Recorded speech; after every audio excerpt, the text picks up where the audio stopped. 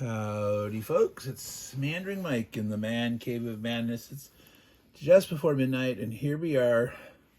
This is the last playthrough video for Britannia. This is the end of turn 16. We have left the Norwegians and the Normans, and they are vying for kingship of England. They're the only two that are in the running at this point, since the Saxons have been eliminated. You could call this the Game of Thrones video for Britannia here, as we try to determine who is going to be the final king of England at this point. So, before we dive right in, let's do a quick little channel business. Encourage folks, if you haven't already, to please subscribe to the channel and like this video and others. Comment, let me know what kind of things you like, what are the kind of things you like to see. It really does help out the YouTube algorithm. People talk about that, but it does. The more people subscribe and like, and you do not have to turn the notifications on. You can subscribe but leave notifications off if you don't want to get tons of, and sometimes I do a lot of videos a week. I've done up to 16 videos in a week.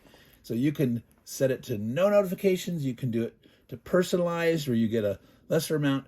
Or if you want to know every time that I do it, go ahead and do the like or the notification bell and set it to full notifications. Up to you. But definitely subscribe and like and things like that. So that aside, now we are to the action. The Norwegians, we're gonna zoom in on them here. There they sit. Now that's Dubliners. Here are the Norwegians. 2 in Britannia, 1 in North Mercia. Currently, York is open. The Dubliners decided not to go there, specifically not to get in the way of the Norwegians. There are 3 armies in the Lindsey Swamp. Now, Harald and William stay on the board, because remember, these are the special turns at the end where the king, the leaders do not leave, whereas they normally do. They always go at the beginning of the next turn, but these are the shorter turns. This last turn is only 15 years long. So, 4, 7, 10 total armies are available to them.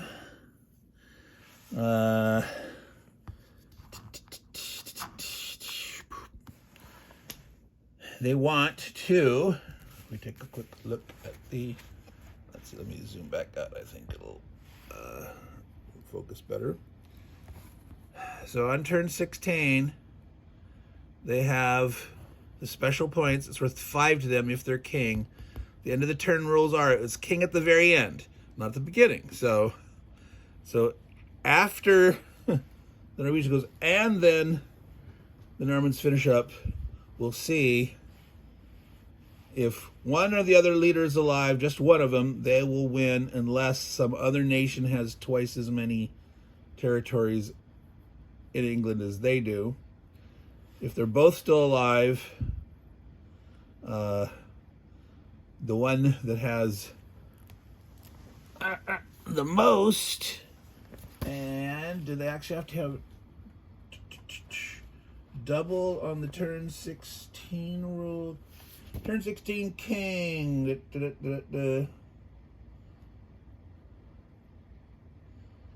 Yeah, they still have to have the normal. So they have to have more, and at least double the next nearest person. All right.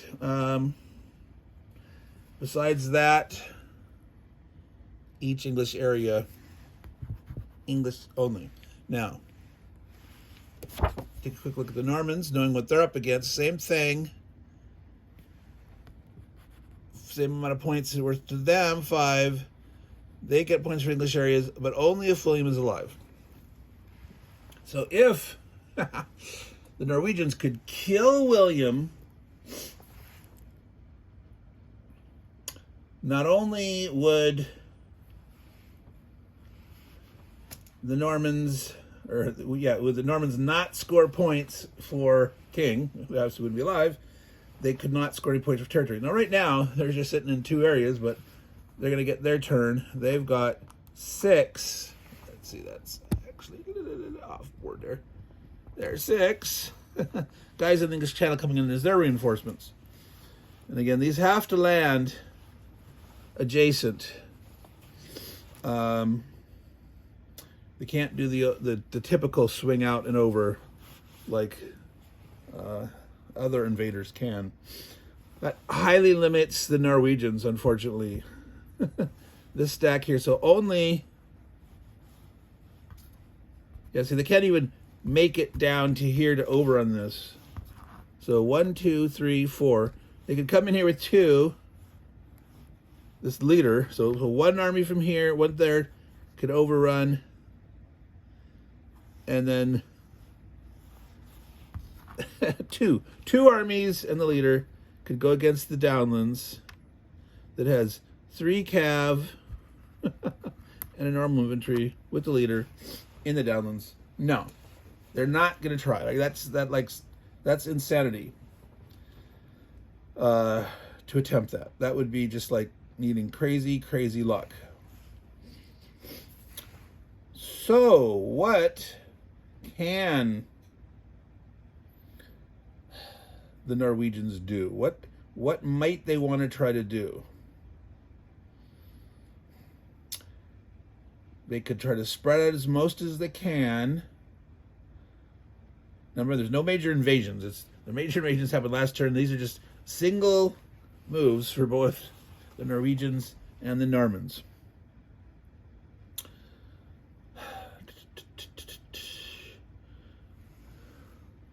So we're worried about England.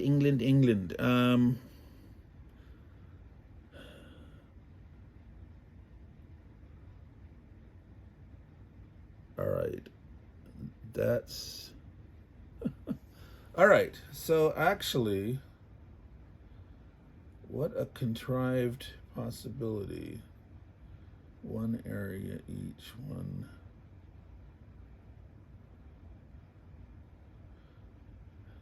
No, there's just no way. I was trying to think, is it possible for the Norwegians to attack the Pennons with the Dubliner, like going in with, say, 1 guy, hoping that the Dubliners could retreat to the empty York? They could send guys down this way, but the idea... they'd still have something next to this where the Dubliners could not retreat. They'd have to retreat to here.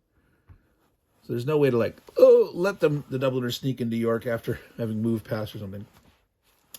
Boy, if they'd had their leader on here, no, it still would have been 1, 2, 3. If their leader could pop out to sea, 1, 2, yep, still not far enough.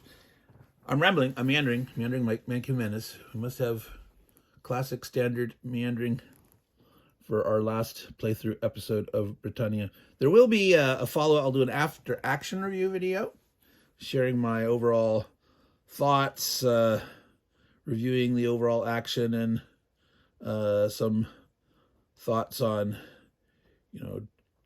different strategies, things that could have gone differently,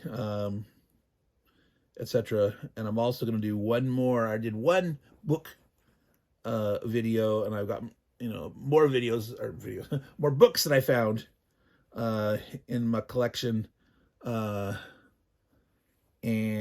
we'll do another one of those. So back to the action, or the non-action, the talking about action. I don't know.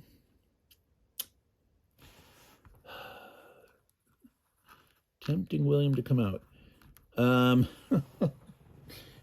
So they could come down here with, like 4 armies and say, come on, William, come on. These guys here can't reach that far. They can hit the coasts along here. They can overrun to here. But these aren't going to be able to get to here. So if they can kill this guy, at most, he could take it. No, it is 2 cav and a dude, but they could at most attack with 3. So they could try to come down here to push. Tempt him forward. Come on, try it, try it. Knowing that they'll have to be here and spread out and all this other stuff and maybe attack here. Because no one else, this is it. No one else up here is going to attack. They can spread out, leave little onesies all over. Let's see. The problem here, though, is they can't get into these. They can fill this back in. They can fill this back in.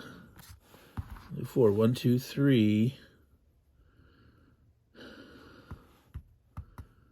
That just doesn't seem smart. I'll be adding 1. See, the problem is cavalry. You need a 6 to hit. You 5 or 6 with this. This would hit back on a 4 through 6.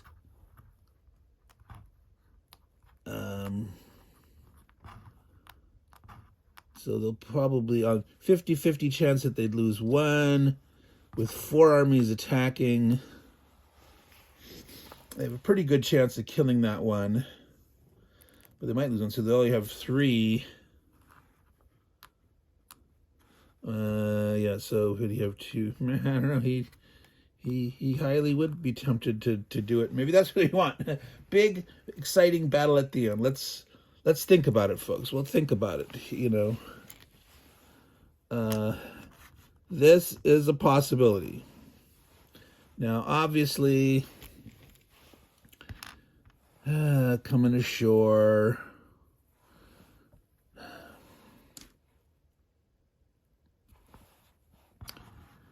If he spreads, I mean, he could hide up here out of range. 1, 2, 3. I mean, they could. But see, he could overrun. He could try to go to York to try to prevent them. Well, for them, for York is only worth 1 point. York is just 1 other point for them. Maybe the Dubliners should have taken that. And then these guys could have just hid in the swamp. Oh, goodness, I don't know. 2, 2, 2, 2, 2. Well, if we have 2 here, 1 here, 2 here, 1 here, bring 1 in. So there's a thought. We're not moving it yet. If they spread out, excuse me, let me get these yellow guys. I did not prepare my props properly. I really should have. Oh, it's underneath the leg. That's why I can't get it. Sorry, folks. Hand in the way, hand in the way. All right. So potentially, they can spread out onesies there. Maybe they go here. This is a maybe. But, you know, potentially we want, you know, whether this is coming from here or if we're filling that back up from here.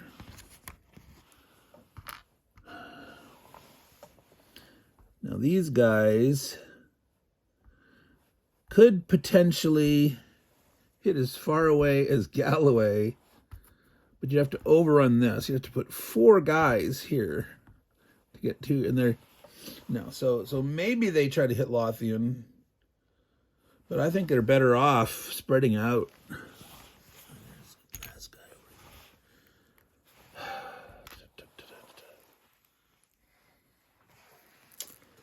Yeah, if there's 2 here, 4, they could not overrun. Oh, well, yeah, because if they go in to overrun, you'd have to have 4 here, overrunning 2, and you'd have nothing left to penetrate because there's 3 guys here, 1 guy here.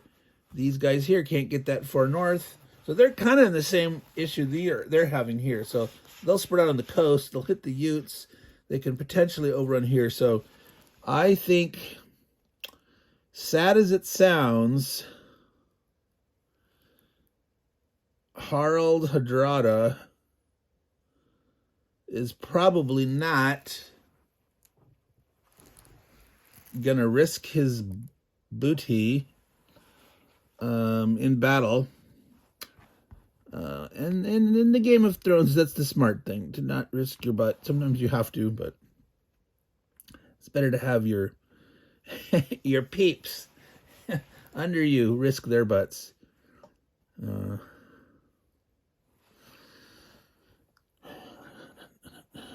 So yeah, let's remove that as nah, that's nuts.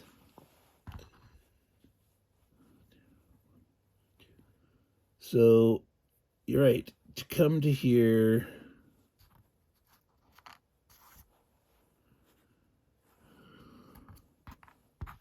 Leaving one and Lindsay. Spreading out. So yeah, we can, well, we don't need that. We'll wait, what did I just do? Yeah. We'll just bring one down here. 1, 2, 1 to here. 1 to here.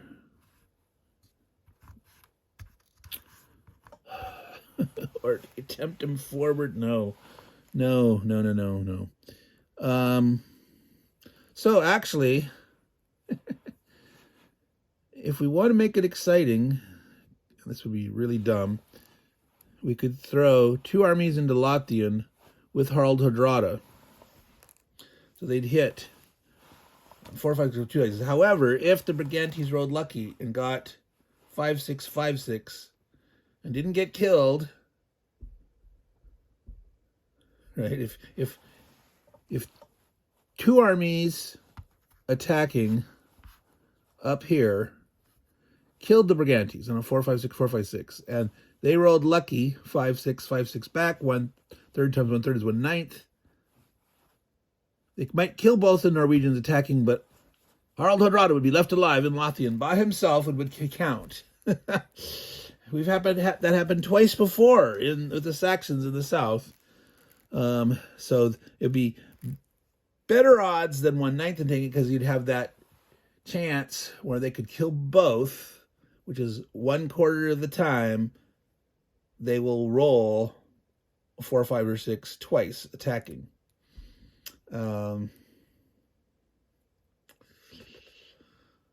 So it's only 3/4 of the 1/9 chance of failing. So it's 3, 3, it's 1 in 12. Did you get that math? I'm going to do a video on quick and dirty game math. 1 in 9 chance that they'll kill 2 back, but there's a 3/4 chance that they'd have to fail the 3/4 chance of killing, of not killing both. So 3/4 of 1/9 is 3/36, which is 1/12. Did that make sense? It's a silly thing to do, actually, but the odds are very, very low. It is an extra point. 1, 2, 3, 4, 5, 6, 7, 8. The Normans are going to get at least 4 provinces. 1, 2, 3, 4, 5, 6, 7. They're going to... So it would give them bragging rights for having... So the question is, can the Normans crunch enough of this little stuff? It might prevent the Normans from getting kingship, but there's no way that the Norwegians are going to get kingship with the Normans getting their turn, being able to occupy. Let's see, over 1, 2, here, 3, 4, 1, 2, 3. There's 4.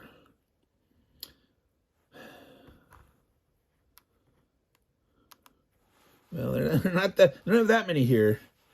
So they'd have to take a risk themselves. They'd have to come in with their... They could go Norman Cav. We promised you some action, right? Well, last turn we did. Let's do that. He is totally safe no matter what here. We're running up to the north. And you can move 3. This guy's going to end here. So they're actually going to go in. This is not a smart move, I think. It's for 1 point. But, you know, he's like, hey, we're going to, like, hurt the Brigantes a little bit. You know, red's in the lead.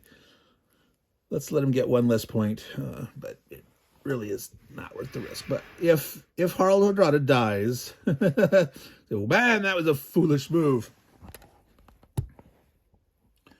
What were you thinking, Meandering Mike? What kind of madness in this man cave that you would attack?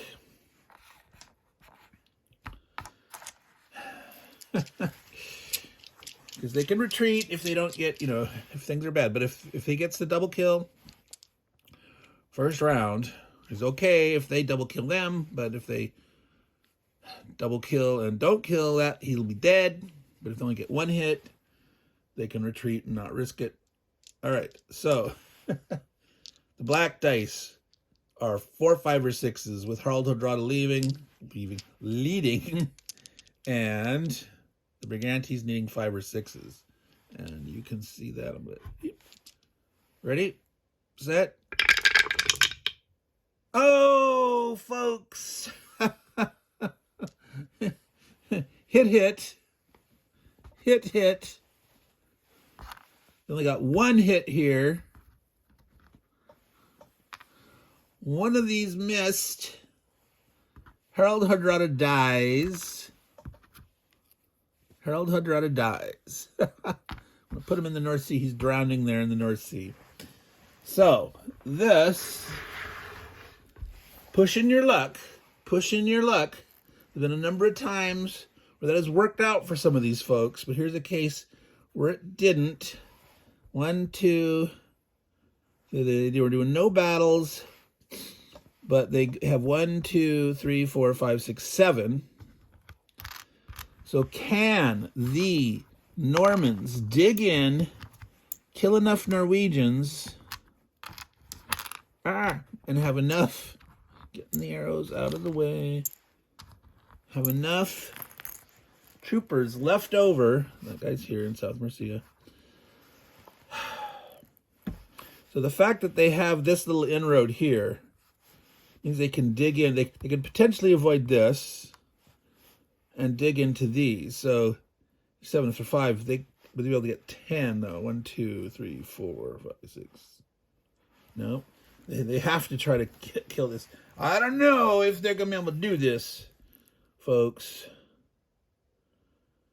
Oh, dang. So to get here, yeah, I don't think the Normans can do it. I don't think they can. If they knock 3, 4, 5. Well, if they kill 2, they only need 6. All right? No, there's no. Not counting right. 1, 2, 3, 4, 5, 6. There's 6, 7. They would have to kill 3 to get it down to 4 and have 8. 1, 2, 3, 4, 5, 6, 7, 8.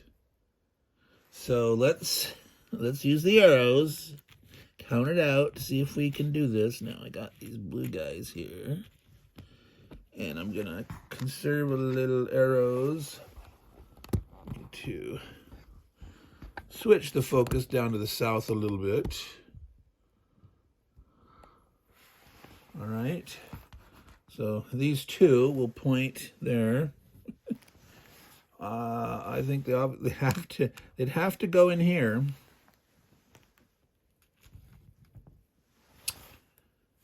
They would have to overrun this.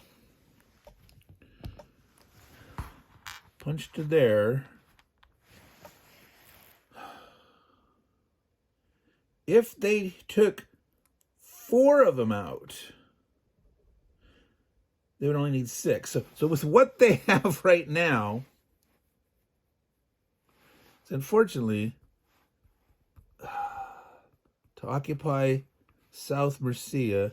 So the guy from down here can occupy the downlands. These 4 guys could go to attack. It would be 1, 2, 3, 4. They'd have to get here, they'd have to overrun here. 2, 1. They'd have to go up like against this with 1 Roman cavalry here. Yeah, so they have three. They have three total Roman cavalry alive. They lost that one, three of them. So you have a Norman cav here, but they literally, wow, four to take four.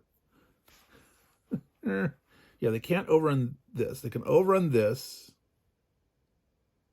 Oh, it'd be so much easier if they could actually do the landing pad to move up and in. But historical purposes, they're limited just to little channel crossing. The Normans coming across, because if they could come up here, it'd be like, yeah, no problemo. Yeah, their odds of getting kingship would require them to come up to four guys. 1, 2, 3, 4. They can't. They actually can't. Because you can't overrun this without put two here. I was thinking they could throw one guy in desperation into Lindsay, but they can only take three at best. 1, 2, 3. Bring one out of 4, so you need 8. 1, 2, 3, 4, 5, 6. Wow, they could do it. Let's see. They would have to. Okay, two for there. 1 to go into the Downlands. 2 to go against Wessex to overrun it. 1 to go to Avalon. 5, 6. Leaving Essex alone. Leaving the Danes alone. The Dane could survive, but the Utes we'd try to kill because there's this extra free open dude here. The other alternative would be to attack both the Utes and the Danes with 1, 2, 3, 2 on one on the other. 6, 8. They can do it. 1, 2, 3, 4, 5, 6, 7, 8. They'd actually leave South Mercia alone. 4 armies would attack here.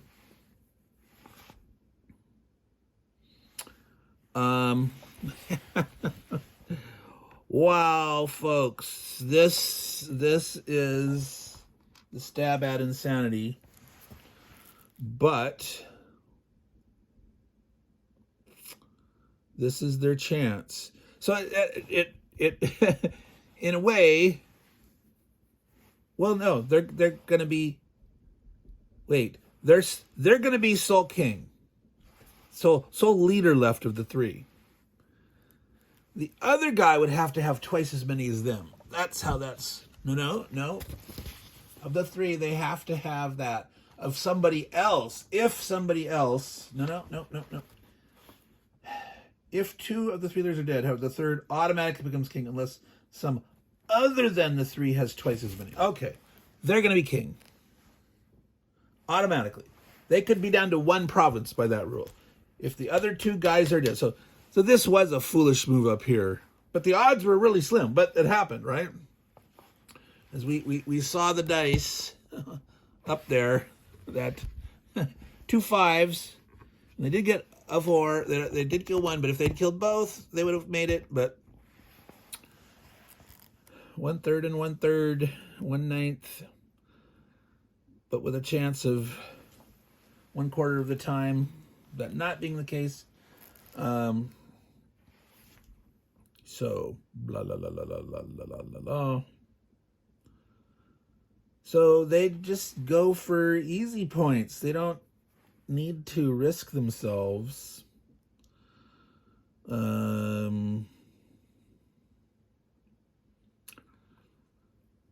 So I think blue, we're going to switch focus here.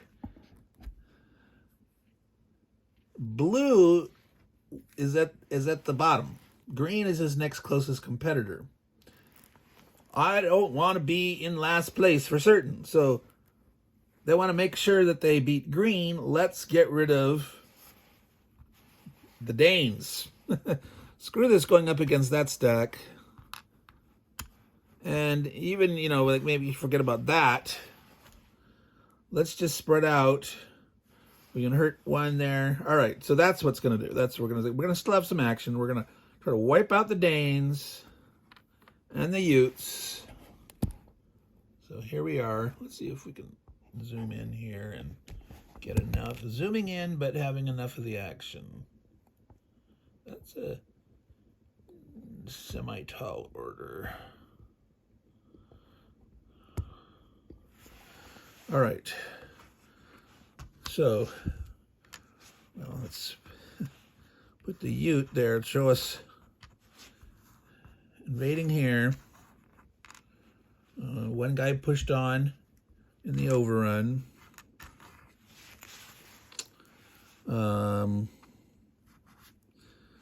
So they could actually maybe not take Kent.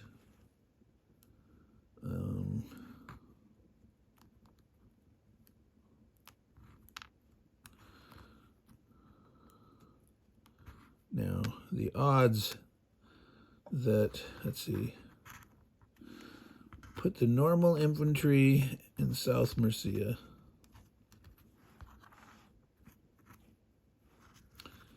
Take 2 Norman cav to attack the Danes with the leader hitting on 3s or greater. The odds that they'll fail to kill it are very slim. Worst case, they could retreat if they get lucky and hit and don't kill it. Going at 1 cav against this guy is good odds. Let's see here. And then this guy comes into the downlands from there. All right. So they maintain their area in the downlands. Now, again, Harald dying doesn't prevent the Norwegians from scoring area points. If William dies, so it'd be really foolish to risk him at this point. Here, we can guarantee he lives, because if they hit once, they don't go up against one army, he could decide to retreat. So we're not risking that there. So, all right, this is a little smarter, but we still have action. We got 3 battles for you still here. They're not doing something totally crazy. Harald Hardrada was smoking some Norwegian weeds or something. Who knows? All right, now we've got... Gonna have to zoom out to see enough of that. All right, so let's do the Utes first. Try to wipe them out. Needing 5 or 6s. Miss all around. The Utes have nowhere to retreat to, so we continued the battle. Hit and hit. Doesn't matter. At this point, they got the territory. The Utes are gone. The Utes won't get anything. Let's do the battle against the Norwegians next. It's a cavalry, 4, 5, or 6. This needs a 6 to hit here in Suffolk. All right, they both missed. The Norwegians can retreat. At this point, it makes no sense to retreat. This is the last turn. They want to stay and fight, see if they can get lucky and get the hit. And maybe, you know, it's a swing of a point each way. So, again, normally you'd retreat, but this is the end of the game. This is the gamey part of it. They're staying and fighting. The attacker hit. The defender missed. So, all for naught. They bravely tried to sacrifice themselves, but no. Now, here we are at the very end. The final wipeout of the Danes. Driving them out of England. No more. The Danelaw is long gone. The established area of Danish control is far over, and it will be completely wiped out. The Saxons couldn't do it. The Norwegians couldn't do it, but the Normans will succeed. All right, so 2 dice. These are both Norman cavalry. So they need 4s through 6s normally, needing a 3 through 6 with the adjustment. One chance, needing a 6 because it's cavalry. So 4 through 6, no, 3 through 6s and a 6. They didn't need the boost. They got a 6 and a 5. No hit there. The Danes are slaughtered. William is like, "Damn, I wanted to defeat Harald. The coward went off to the far north. I heard he fell off his horse and died. What the heck? Why was he doing that? I wanted to defeat him." And there you have it, folks. That is the position at the end of the game. 1, 2, 3, 4, 5, 6, 7, 8. They managed to get 8. 1, 2, 3, 4, 5. So they don't have twice as many, but they don't need it for the last turn. If Harald Hardrada was a little smart, didn't want to get greedy, his going for Lothian was, in hindsight, a bad move. All right.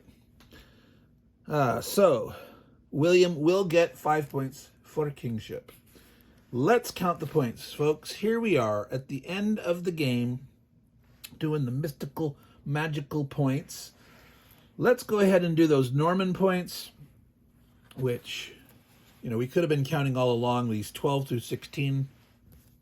Could have counted them at the end of their turn 16. One thing of note, this little marker here, this Caithness, what was I thinking? They don't get any points for Caithness up there in the turn 12 through 16. There's Cheshire and Clyde. Cumbria is under the 1.5 pointers, but there's nothing there for Caithness. They didn't even get anything for turn 13 for Caithness, so it's like, now, they do get a point for occupying it. It is worth a point now, them staying there. That's fine, but it wasn't up here. So, anyway, they did get Cumbria and the Orkneys at 1.5 each. Now, do note, if you have a later version of this game, they got rid of the half points and they basically doubled everything. They didn't exactly, I think, double everything. Some were slightly adjusted, but so your point totals are normally going to scale, like double than what you have here. So if you see old reviews or write-ups versus new ones, the point totals are different. All right. So anyway, now, so Mar and Moray were a half. We already did Cumbria. Cheshire is on here, right? Yeah, half. So 3 plus 3 halves is 4.5. Yeah, isn't that clumsy? That's why the later publisher said, no, none of this half stuff. So, where are we? There, we're looking for red, the Norseman. So 4.5 plus, while we're here, we'll do the rest of each area. They have 2. So 6.5 for the Norseman on the last turn. So the Saxons don't get nothing. They're gone. They be gone. Let's do the Irish. Each area. 1. They got 1. The Irish, they got a whole 1. From their heyday, they got 6 on one of those turns. That was a big deal. That's not bad for the Irish. Alrighty. Brigantes. Well, they got their Strathclyde kept alive for 5. They didn't lose the Lothian, even though the Norwegians did attempt, but that's only worth a point. If they could have caught in and taken out Strathclyde, that would have been another story. As purple desperately trying to catch red, but there's no way. There's just no way. Anyway, so 5, 6, 7, 8, 9. 9 points for the Briganti. Their net over the whole game has been quite nice. 38 points for the Brigantes. That's some decent stuff for them. All right. That was even after, submitting to the Romans, but they were big when they went under, and that preserved their strength, so they came out like gangbusters. And that caused problems for, like, the Angles and stuff, so... Anywho, let's get on with it. All right. So that was Red's points. I'm not going to reveal what the total is right yet. If you're following along, you already know. But actually, I might do that 10. Yeah. All right. So let's see Blue. Blue was at the end here. Let's see what they managed to score. We have got somewhere here the Normans, who did manage to be king, but not enough. The Picts. Let's do the Picts first. They got those big points. Alban, Mori, and Mar. They kept them 3 points each, 9 points. So the Picts managed to survive quite handily. The Picts overall, they actually got one turn early on. They got 7. So let's say 10, 11, 14, 17, 20. They got 29 points overall. That's not bad for the Picts.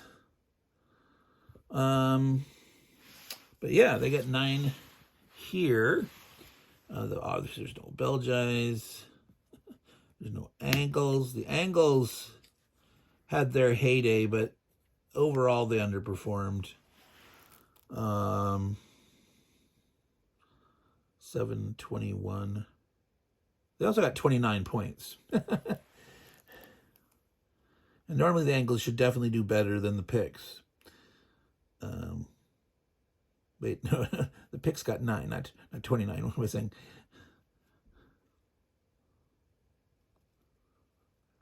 No, they got 9 this turn.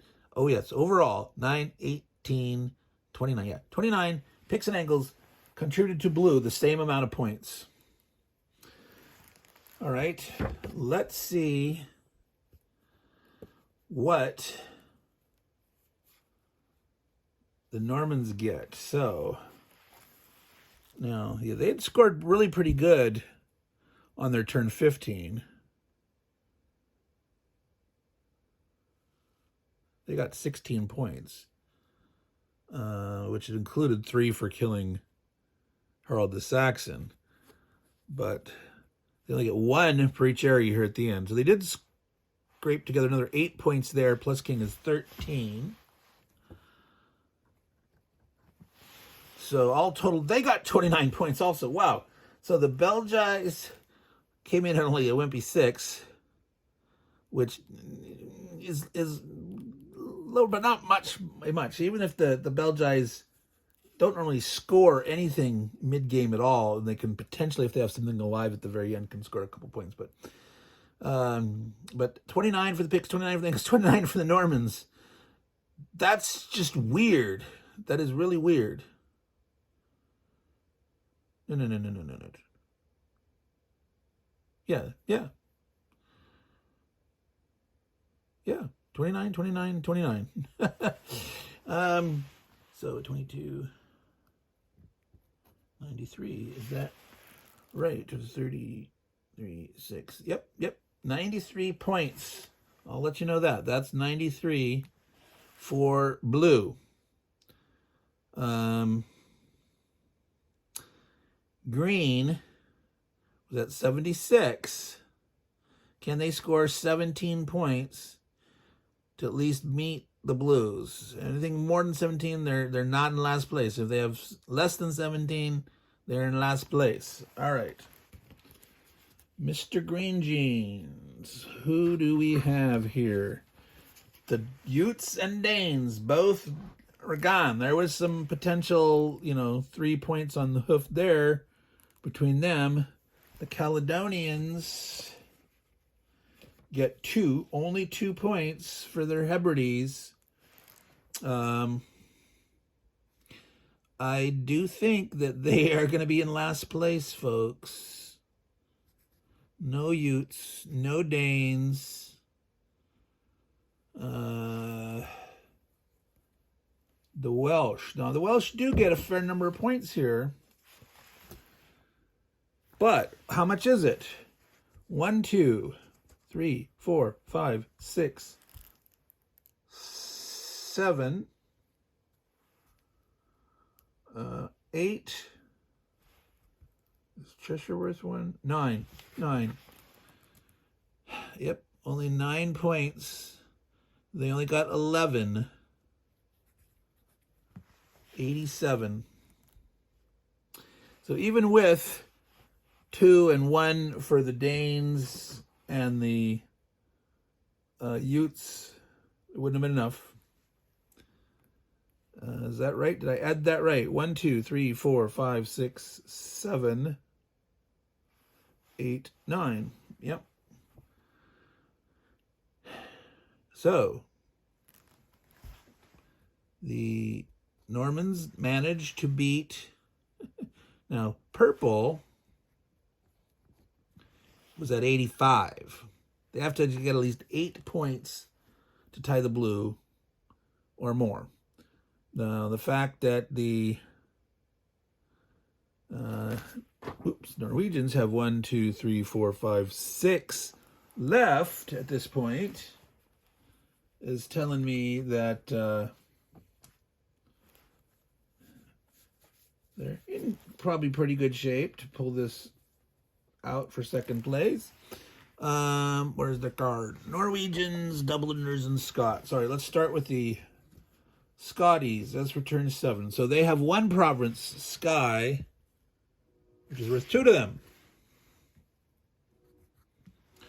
2. All right. The Dubliners, they managed to have 2 areas. They did not get York. If they could have, that would have been 4 points. Maybe they could have, should have, would have. I don't know. But they got Cumbria for 2.5 and the Pennons. The Pennons is not worth anything to them, actually. Oh, no. It's worth 0.5 point each other area. So turn for them, end game is the same as turn 13 plus 0.5 for each other area. So they get 2.5 for Cumbria, 0.5 for Pennons. They get 4 brain. 3 points. 2.5 plus 0.5 is 3, not 4. 3 for the Dubliners.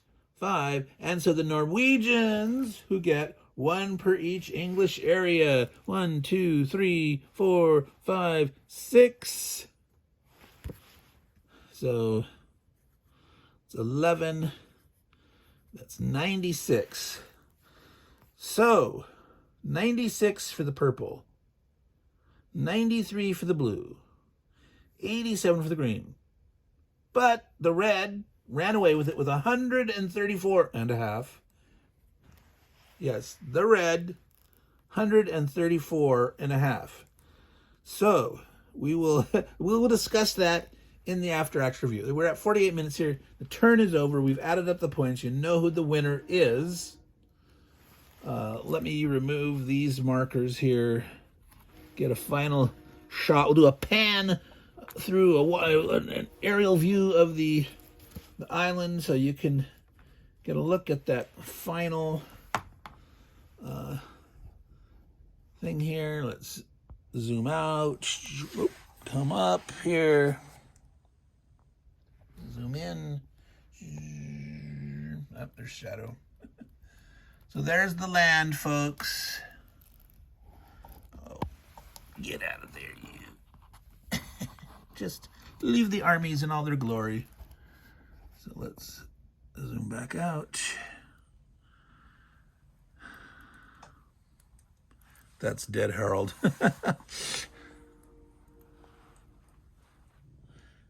So that is the land of Britain as seen from afar, from the ancient satellites of 1085 AD. No.